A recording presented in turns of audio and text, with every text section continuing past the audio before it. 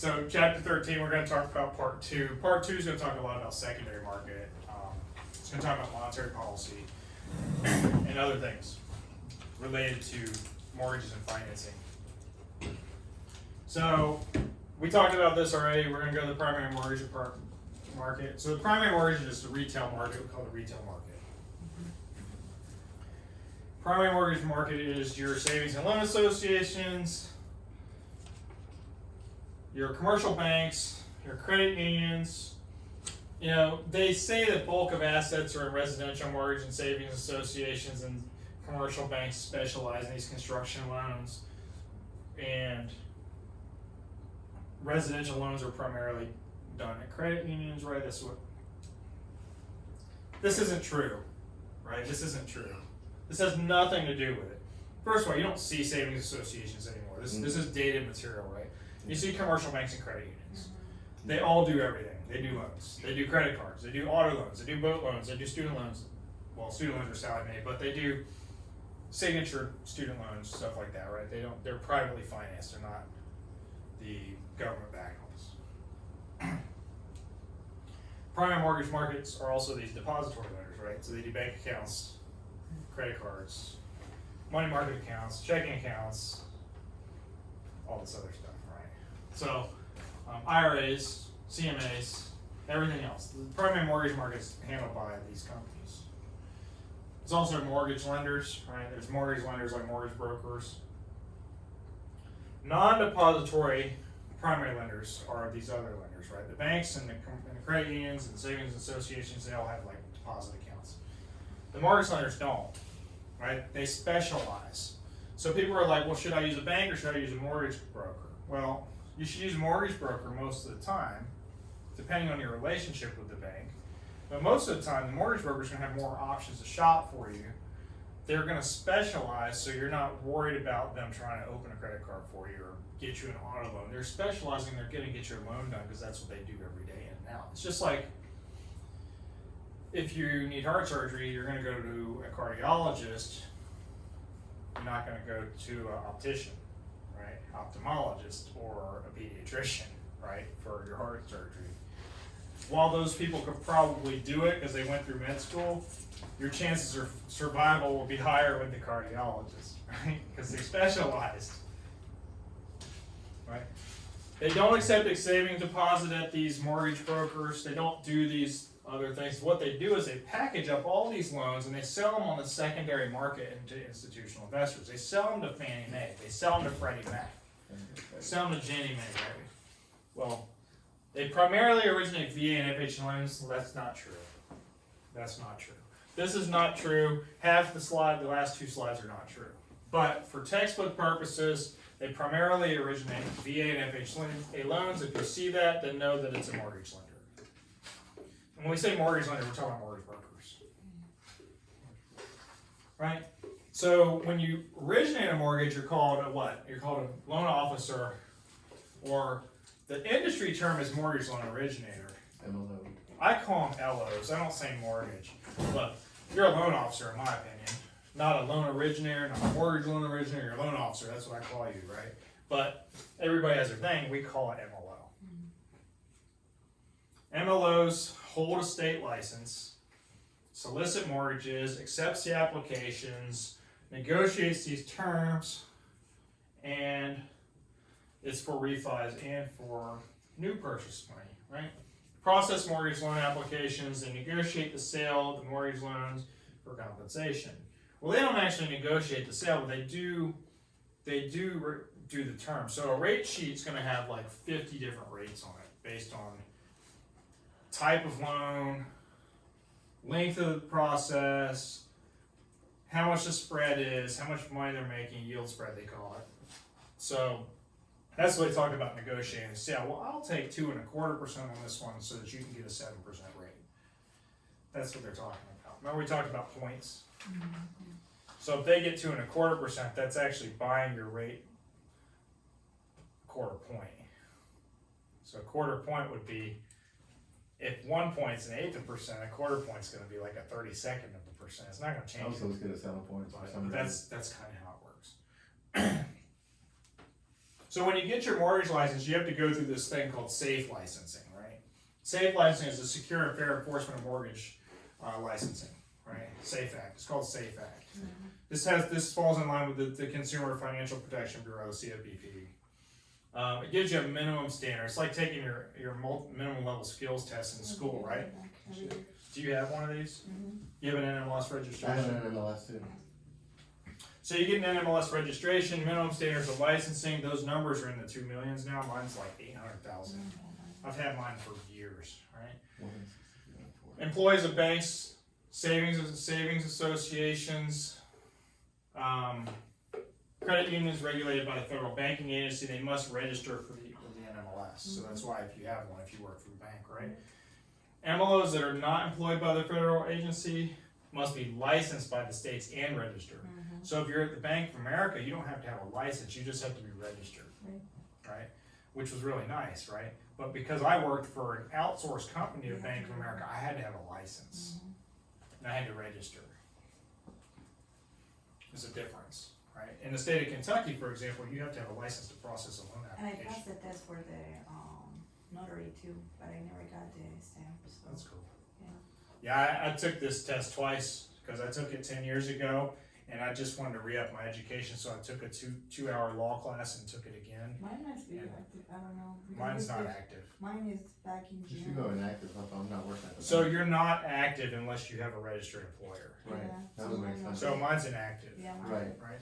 It's been inactive for 10 years, but I still have it because I checked with the NMLS about 6 months ago and everything was good. Mine was in June. And I retook the test. Yeah. I didn't really have to retake the test, but I took it for myself. Then we have the secondary market, right? The secondary market is who's buying up these packaged loans, right? Investor market that buys and sells existing securities. Two objectives: it circulates that mortgage money supply, right? That's when, oh, my loan got sold. That's exactly what this is. Standardizes the loan requirements because it's basically like the competition, right? Like when you see a gas station, and the gas station has $3.39 for gas, and across the street was $3.49, and all of a sudden, the gas station across the street lowers their rate to $3.39, right? It's doing this by circulating competition, right? So you're getting one person getting a little piece here, one person. Everybody knows they're going to get a little piece, so they're regulating the pricing. Now they're not colluding. They're just getting their piece through the process. So we have these big two, right? There's a big three, right? There's Fannie, Freddie, and then the sister Ginnie, right? Fannie Mae, and Freddie Mac. So Fannie's a girl, Freddie's a boy, brother and sister, and then they have their sister Ginnie as well, right? Ginnie is government. Remember there's a G in front of Ginnie? Government. It's not J Ginnie, it's Ginnie, G-I-N-N-I-E, right? Fannie is big sister. Fannie does 60, 70, 80% of all loans, right? It says 2/3 here, right? Fannie's a big producer. Freddie's the smaller of the two. So government-sponsored enterprises, they're publicly traded corporations. That's what a lot of people don't understand. These are publicly traded corporations where Ginnie Mae is government-backed. Different. They're all government-backed, but these are sponsored and they're private corporations. You have to remember that. They operate in the secondary mortgage market. Fannie Mae and Freddie Mac are 2/3 of the market. I would say it's more like 80% Fannie and 20% Freddie of that 2/3. Like it's a larger portion is Fannie. Who's the biggest? Fannie. Fannie Mae is the biggest. Fannie and Freddie set the guidelines for all these loans they will purchase called conforming loans, right? These are the conforming loans. These are your conventional loans. They set the guidelines. So when they say an underwriter needs this for the guidelines, they're talking about the Fannie Mae and Freddie Mac guidelines, right? Now you'll know which level, or if they're using Fannie or Freddie based on how the loan officer talks. They're going to say approve eligible, or they're going to say accept. Accept eligible, right? Accept is loan prospector. It's that side. That's Freddie Mac. Approve eligible is Fannie Mae. Or approve ineligible. And when will we see or this? refer eligible. You're The never loan gonna see that, but if a officer loan says that. officer says that, you're gonna Then we'll know. understand who the investor is. Got So it. if somebody says I refer eligible, the first thing I'm gonna say, did you run it Freddie Mac? Cause they ran it Fannie Mae and got a refer, so that means I have to do a manual underwrite or something else. Run it Freddie Mac and see if it comes back and accept, because if it comes back and accept, then you can flip it to Freddie and sell it Freddie. And you don't have to do all the crazy manual underwriting. Well, see, as a real estate agent, we don't know this stuff, right? Mm-mm. We're not supposed to know this stuff, but since I manage the loan team, I know this stuff, right? So that's why you want to try to be knowledgeable so that you can push your buyers through, because sometimes your lender has less experience than you and they might not know that they need to do that. Always vet your lenders. Highly vet your lenders. I'm going to lunch with one tomorrow so that I can sit down and talk to her for an hour and figure out what she really knows, you know? Buy consumer mortgages and package them into mortgage-backed securities. So remember we talked about MBS? I don't know if you ever heard that. MBS, mortgage-backed securities, it's also more bull. Mortgage-backed securities is another term for the bond market, right? So when the prime rate goes up, when Jerome Powell says I'm going to raise the interest rate, we're talking about the prime rate, the Federal Reserve rate. Mortgages don't go up the same amount, because what happens is when interest rates go up, bond prices go down. When more people buy bonds, and when more people buy bonds, the interest rates go down, right? Because the prices of the bonds went up. And then they sell and they buy and they sell and it goes like this, and that's why the interest rates change constantly. Because they're backed by these bonds, these mortgage-backed securities. So what is Fannie Mae? Fannie Mae is FNMA is the abbreviation, Federal National Mortgage Association. It's the largest secondary market participant, right? You have Fannie, Freddie. Federal Housing Finance Agency, if you see FHFA, know that it has supervisory responsibility over Fannie Mae. I have seen FHFA on a test before. People get that confused with the Federal Housing Authority. It's not. Federal Housing Finance Agency. Federal housing. Purchases, Fannie Mae purchases primarily conventional mortgage loans, right? From large commercial banks. It's not just large commercial banks anymore, but when this material was written, it was large commercial banks. It's also the mortgage broker people. It also purchases FHA and VA loans, issues mortgage-backed securities, which are sold to investors. So they issue in these bonds, right? Freddie Mac, Federal Home Loan Mortgage Corporation, FHLMC. It's Freddie Mac. So guess what? The Federal Housing Finance Agency has the oversight. Again, they're supervisory over Fannie and Freddie. Second market, they're saying that Freddie Mac is smaller loans credit unions. I don't agree with that. Freddie Mac's not run as common as for Fannie Mae is. Most people will try to send something Fannie, and then if it doesn't go Fannie, they send it to Freddie. Right. I wouldn't say that smaller banks, commercial credit unions, or savings loan associations. However, for the test purposes, large banks, Fannie, small banks, credit Freddie. unions, Freddie, for test purposes. But that's not really how it is in real life. Loans are pulled together, again, packaged up, right, and sold as MBS, mortgage-backed securities. Then we have this other one, right? Government National Mortgage Association, which is Ginnie Mae, GNMA. This is secondary market. It's exclusivity. It's exclusive to government loans and government guarantee loans, or FHA, VA, USDA. Right? We didn't talk about USDA loans because they're not tested, but FHA, VA. Government-owned corporation housed within HUD. HUD is a Housing or Urban Development Department. Only secondary participant backed by the full faith of the government. This is backed by the government fully. Ginnie Mae exists to solely guarantee the security of insured federally guaranteed loans. Ginnie Mae is, just remember, it's insured federal loans, government loans. When you say Ginnie, government, Ginnie, government. When they talk about Govy loans, they're talking about Ginnie Mae. They're talking about GMA, they're talking about FHA, they're talking about VA, that's Ginnie Mae. Ginnie does not purchase loans from lenders. It's important to know these because these are the things that they might test on. Lender pulls these mortgages, delivers them to securities dealers. The securities dealer then sells the Ginnie Mae guaranteed mortgage-backed securities. Notice everything sold to investors as mortgage-backed securities. It's like a bond. Does that make sense? It's like a bond. You know, some people might compare it to a mutual fund, something like that. It's not something that's as fluid as you would think. I mean, it's fluid, but it's not. I don't know how to explain that, but it's just know that loans are not sold as interest rates; they're sold as packages, as securities. Right? Then we have this thing: who regulates the banking industry? Federal Reserve, right? Central Bank of the United States. Everybody knows that, right? The Fed's 7 board member of governors, and there are 12 regional Federal Reserve banks. There's 12 regional ones that print dollar bills. New York, Chicago, Atlanta, Dallas, just for example, right? Those are some of the banks. But there's more than 12 facilities of the Federal Reserve. Jacksonville's one of them, right? Jacksonville's not one of the 12 regional banks. It's a sub-headquarters.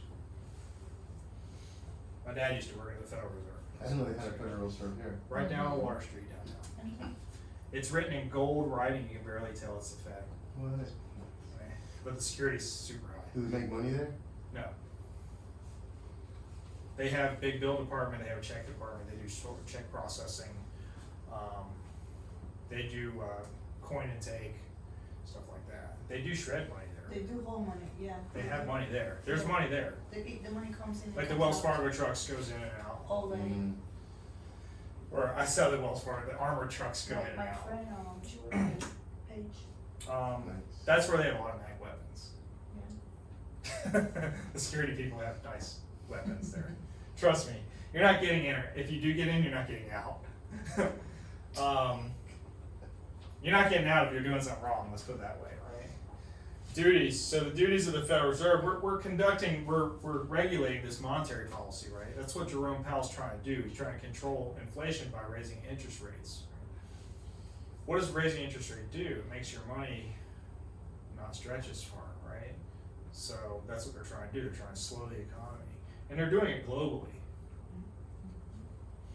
Supervise, regulate banks, protect credit and rights of consumers so they oversee all the banks, right? Savings and loan associations, and they maintain stability of the financial markets. I mean, think about it. If we can strengthen the dollar by slowing our economy, we strengthen the dollar, we have a better position worldwide for imports and exports. That's what this is all about, right? Monetary policy refers to the actions taken to influence the availability and cost of money.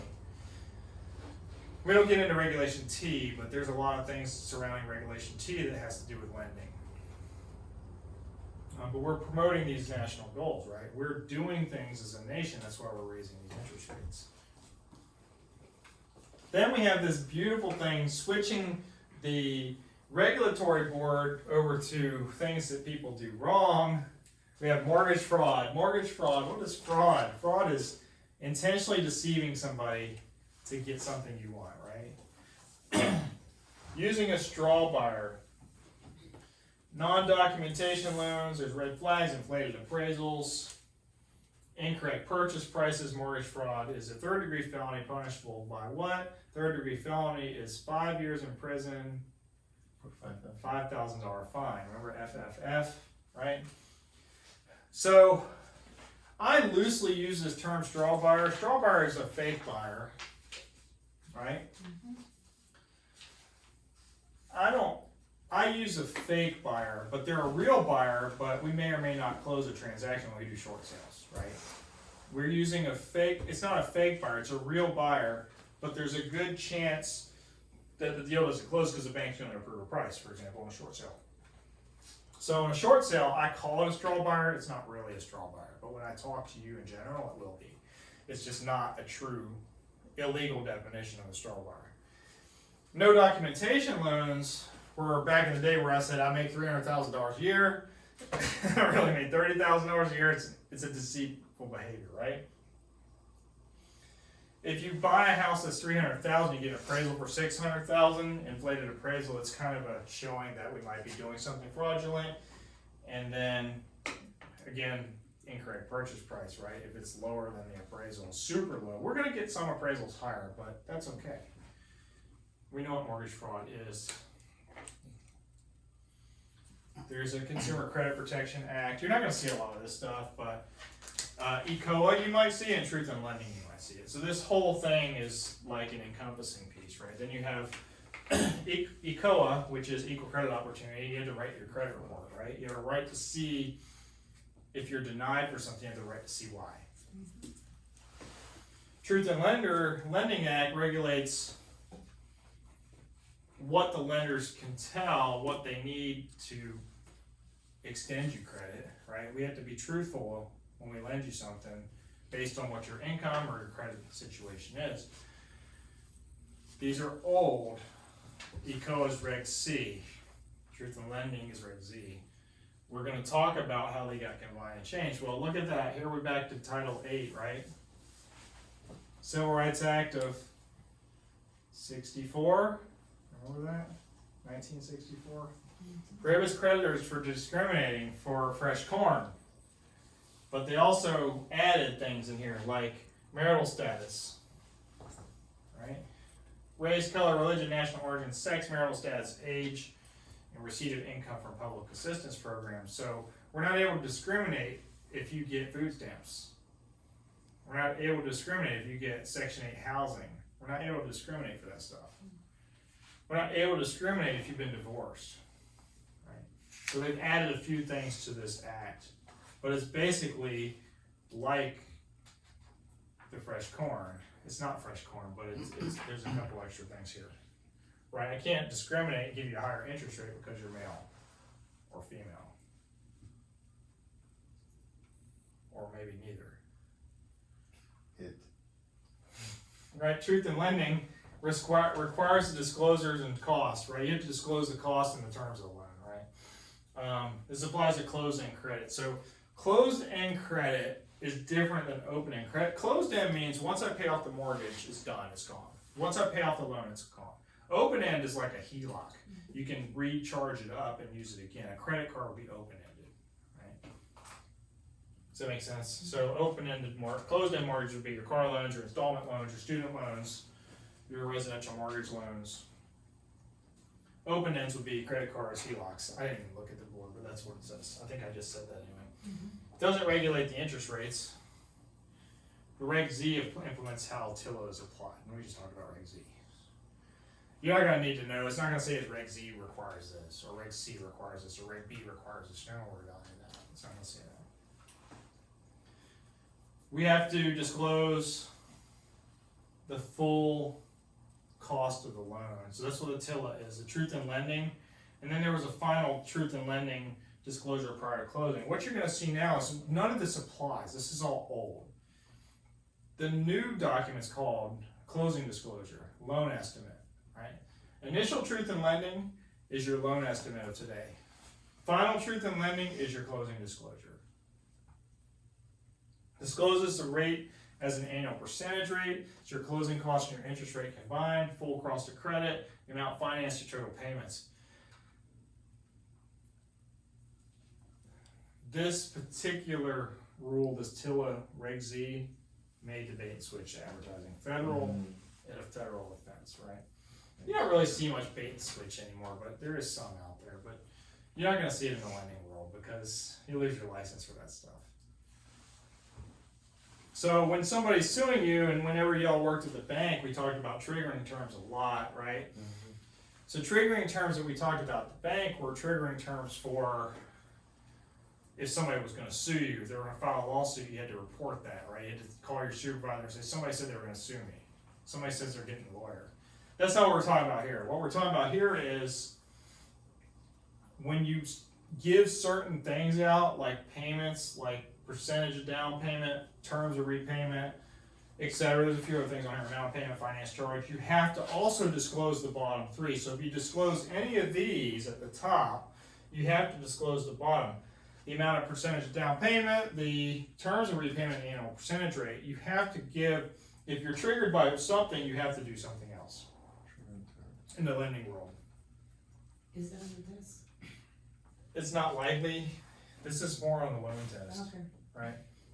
But if you're gonna know anything, I would think you need to know this. Because you see how there's three? All the following will be here except, and there'll be three answers Trigger and terms. and not one, right? That's normally how the test is written. If you see a bulk of three, you'll see the except question a lot.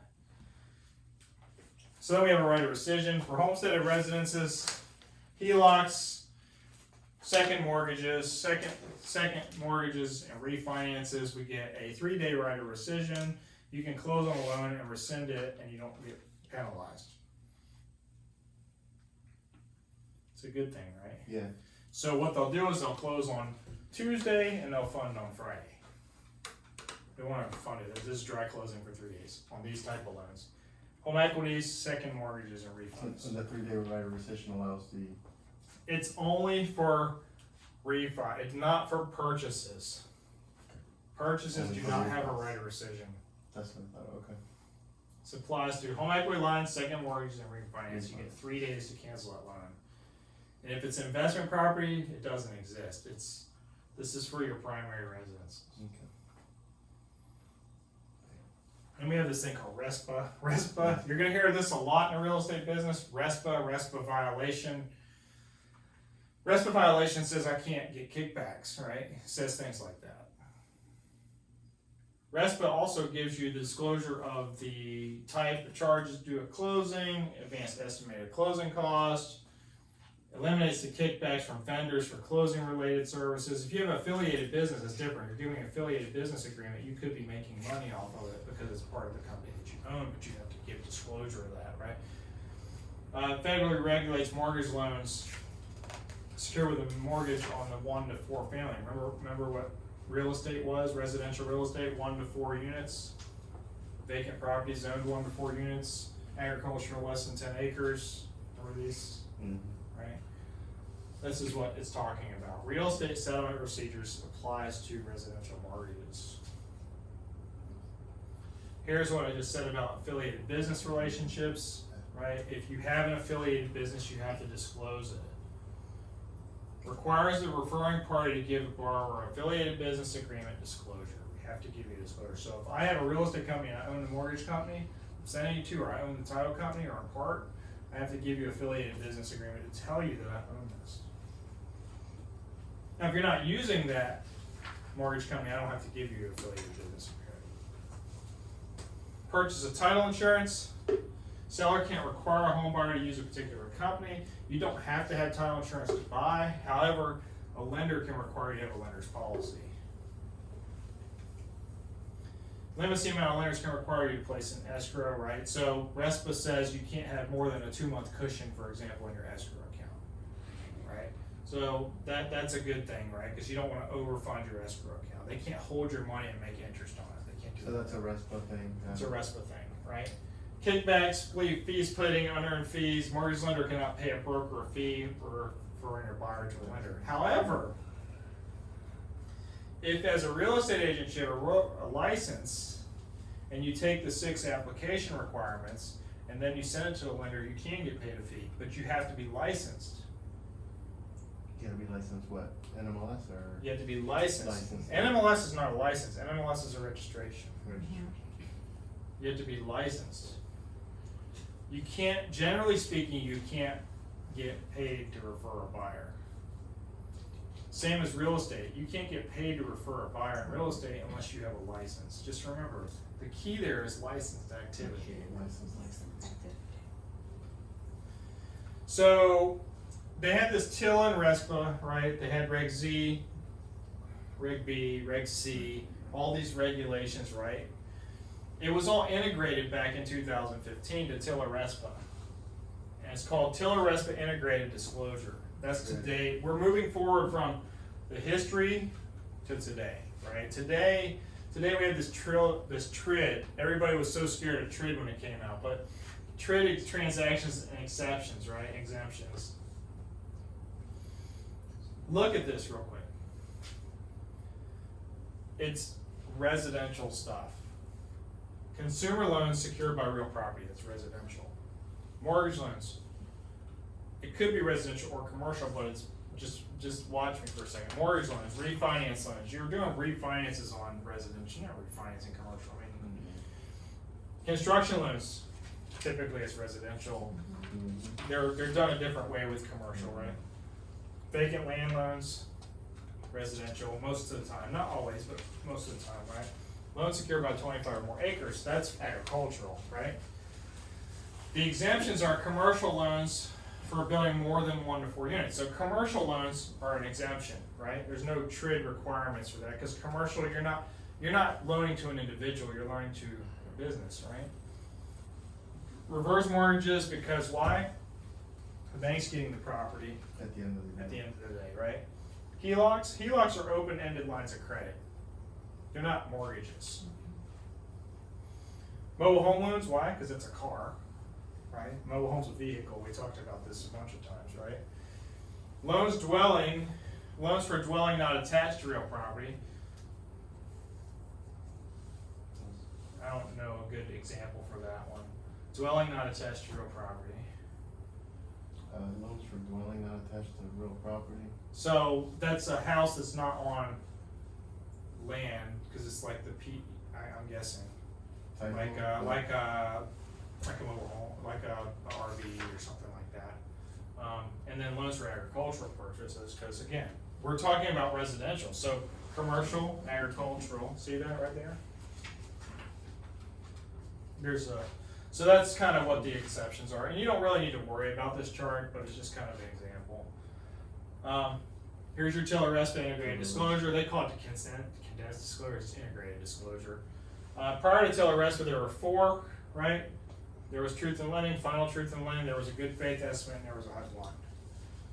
Now there's 20, even though it's integrated.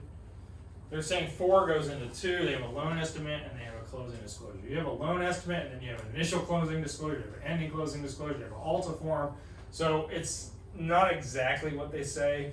It's the theory is that you're going to go from 4 disclosures to 2. Now you just have this one stated 3 different times, 3 different ways. You still have 3 to 4 forms. But know that the whole purpose of it was to reduce paperwork. So here's the summary of what happened, right? The loan estimate replaced the good faith estimate, right? The truth in lending statement. This loan estimate was combined. It's like a 4-page document. Closing disclosure replaced the HUD 1 and the TIL. HUD 1 was a closing form, right? Okay, so the CD replaced the HUD 1. They added this term TIP. TIP is total interest percentage. It scares people to death because it's like 87%, because it's over the life of the loan, right? It prohibits bait and switch even further. It restricts lenders from charging fees except for credit report before borrower proceeds with a loan. So you can't charge any fees except for credit report. They used to charge fees up front for applications, so you can't do that anymore. You can still charge an application fee, but you can't charge it till closing. This information booklet thing, we're gonna worry about it. Remove the rest of the exemption for construction loans secured by 25 or more acres. So this was added when they did TRID. It's 25 or more acres, see it right there? Remove rest of exemption for construction loans secured by 25 or more acres. Don't get bogged down in this, just know that TRID was supposed to simplify the process. That's it. You have any questions on this piece? This piece is a little bit tougher, but the other part is where you're going to get most of your questions. Is there a question that we would use, that it's gonna be in the state exam? Not really. I mean, you might have one about consolidation. It's Yeah, gonna be more TRID general. consolidates. What is the form that is used for the loan estimate? Or what is the form to give you the estimate of cost, right? You're gonna notice today it's the loan estimate. what is the disclosure given for your closing? It's called a closing disclosure. Like, it's hard to ask that question without actually putting the Yeah, for sure. question in there. They're not gonna ask you a whole lot of questions. You're more likely to see things about housing ratios. That's it for 13.